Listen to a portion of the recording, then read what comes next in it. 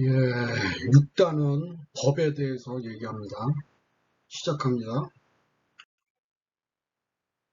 법이 공평하다고 생각하는 사람이 있다는 말인가? 같은 범죄를 저질러도 변호사의 경력에 따라 그 결과는 천지차이인 것이다. 이게 현실이다. 지금이 그 증거이다. 우파, 좌파로 나뉘어 같은 조직에서 같은 법을 다루는데 완전히 다른 나라이다. 이게 법이 공정하고 평등한 것인가? 이렇게 시각차에 따라, 입장에 따라 변할 수 있는 것이 법이 쓰레기이기 때문이다. 법은 운영하는 사람들의 주관적인 결과물이다. 이런 쓰레기를 다루는 사람들이 제일 잘 살고 막강하다. 검사, 변호사, 판사라는 견제 세력을 만들어 놓고 서로 먹고 살자는 생쇼일 뿐이다. 이렇게 믿지 못하면서도 우리는 법에 호소할 것이고 앞으로도 계속 법치주의를 외칠 것이다. 법은 주관적이고 공평하지 못하고 권력의 신여이다. 이것이 현실의 팩트이다. 그래도 우린 법을 수호할 것이다. 우리는 꿈에서 벗어나야 한다. 법은 양심의 기준이 되어서도 안 되며 도덕의 기준이 되어서도 안 된다. 또한 공정, 평등 이런 말의 기준이 되어서도 안 된다. 입장에 따라 언제든 변할 수 있는 몽롱한 단어들이 기준이 되어서는 안 된다는 것이다. 법의 최고 기능은 분쟁의 합의점을 찾는 그 기능이 최우선이 되어야 한다. 법은 서로의 잘못을 인정한 사람들 간의 합의 기능을 최고로 해야 한다. 재판에 가면 거짓말의 대잔치이다.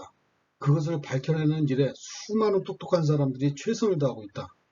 아주 재미있다. 우울한 사람들은 한 번씩 가보는 것도 좋으리라 생각한다. 자신이 한 행동은 변할 수가 없는 것이다. 그것이 원칙이다. 자신의 행동의 결과를 이유와 논리를 만들어 결과를 완전히 다르게 만든다. 그렇게 만드는 사람들이 법을 다루는 변호사라는 사람들이고 그 변호사를 잘 선정한 사람들이 비상식적인 결과를 만든다. 그래서 법은 가진 자의 편이란 말이 있는 것이다. 어떤 사건이 발생하면 가진 자들은 변호사를 불러달라고 한다. 변호사랑 얘기하면서 방법을 찾으려 하는 것이다. 자신의 행동에 대한 진실, 사실보다는 지금 상황을 벗어나고자 하는 게 더 우선인 것이다. 하늘이 두 쪽 나더라도 법은 진실이 우선되어야 한다. 그 진실 안에서 결과가 나와야 한다. 진실을 방해하는 변호사의 행동이 밝혀지면 면허는 바로 취소시켜야 한다. 예를 들면 증언의 일관성이 있기 때문에 진실이다. 거짓말을 잘하는 사회를 만드는 것이다. 예를 들자면 누군가의 자신의 허락 없이 내 엉덩이를 만졌다고 합시다. 어떤 사람은 욕을 한 바가지 하고 넘어가는 사람이 있고 어떤 사람은 바로 뺨따기 올리는 사람도 있고 어떤 사람은 경찰서에 잡아가서 6개월 넘는 재판을 하는 사람도 있고 어떤 사람은 웃으면서 내가 매력적이긴 하지만 내 허락 없이는 안 돼 라고 단호하게 자신의 의사를 표현하는 사람도 있을 것이다. 여러분은 어떤 사람이 사람다운 세상에 사는 것 같은가?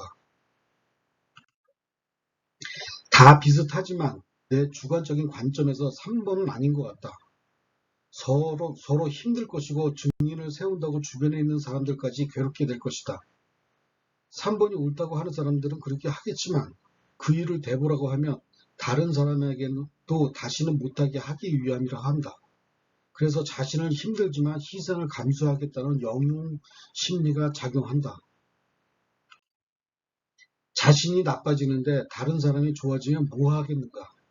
나는 안 좋은데 남이 좋아진다? 이런 사람을 우린 구제불능이라고 한다. 반드시 나도 좋고 남도 좋은 방법을 찾아야 한다. 과연 몇 번이 그러한가? 성범죄자를 옹호하는 것이 아니다. 개인적으로도 반드시 사라져야 할 사람들이거라고 생각하는 사람이다. 그런 만큼 거짓말하는 사람들도 사라져야 하는 것이다. 성범죄의 거짓말은 대부분 돈이다. 성범죄의 물질적 합의를 금지시키는 법을 만들고 사실을 경유해 5년 형벌이라면 거짓말 경우도 5년 형벌에 가해야 한다. 그것이 공평한 것이다.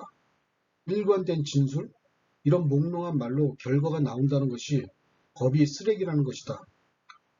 법의 비상식적인 행동을 제어할 수 있는 기능이 없다.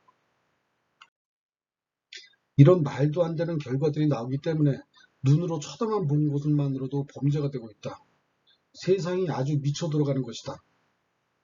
문제에 대한 국가 기여도와 사회 기여도가 정상인 사람들이 자문단이 되어 판단하는 것이 좋다. 그래야 상식적인 범위 내에서 판결이 나올 것이다. 우리는 피해자라고 외치는 사람들을 잘 들여다봐야 한다. 그들은 대부분 다른 목적이 있거나 애증에 의한 보복을 위한 것이다. 이런 미친 세상이어야 자신의 무능력을 감추고 권력을 가질 수 있는 사람들이 또 있다.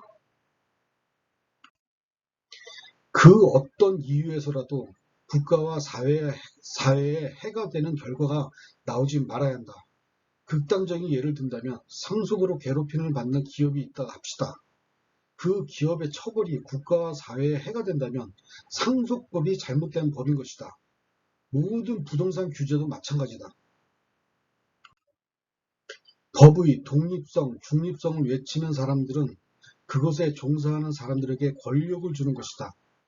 국가보다, 사회보다, 국민보다 법이 우선되는 것을 법의 독재라고 하는 것이다. 국가 기여도와 사회 기여도가 시행되면 이런 비상식적, 반기업적인 법은 쓰레기가 된다.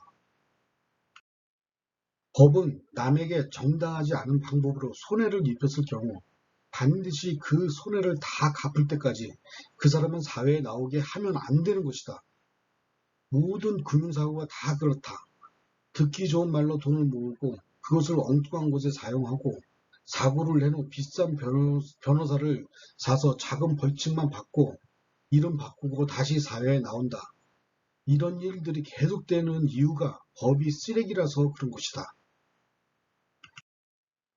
만약에 사기로 1억 원을 상대에게 손해를 입혔을 경우 1억 원에다가 이자까지 해서 다 갚아야 나올 수 있어야 한다.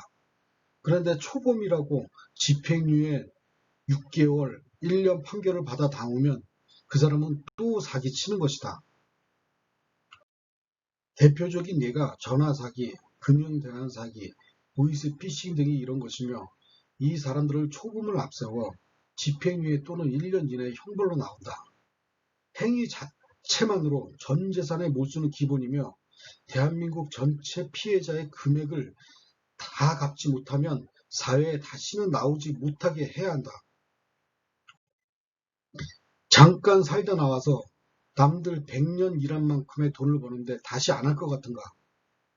법이 이들을 계속해서 만드는 한 서민의 피해는 끝이 없을 것이다. 반드시 없어져야 할 범죄에는 사형도 찬성한다.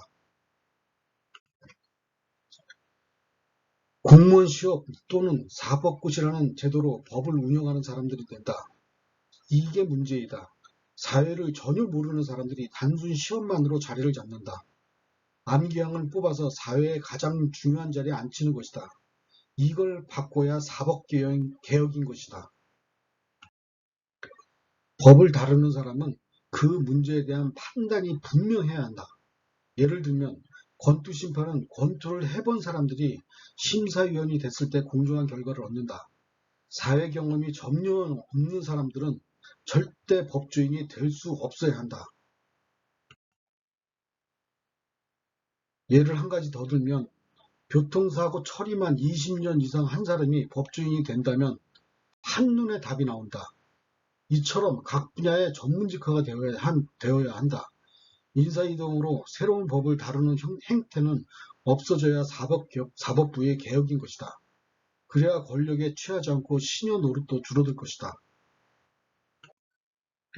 우린 법치주의라는 절대적 관념에서 벗어나야 한다. 꿈에서 깨어나 현실을 직시하고 돌파해야 한다. 그것이 우리를 살리는 진정한 방법인 것이다. 국민과 법의 눈높이가 같아야 한다.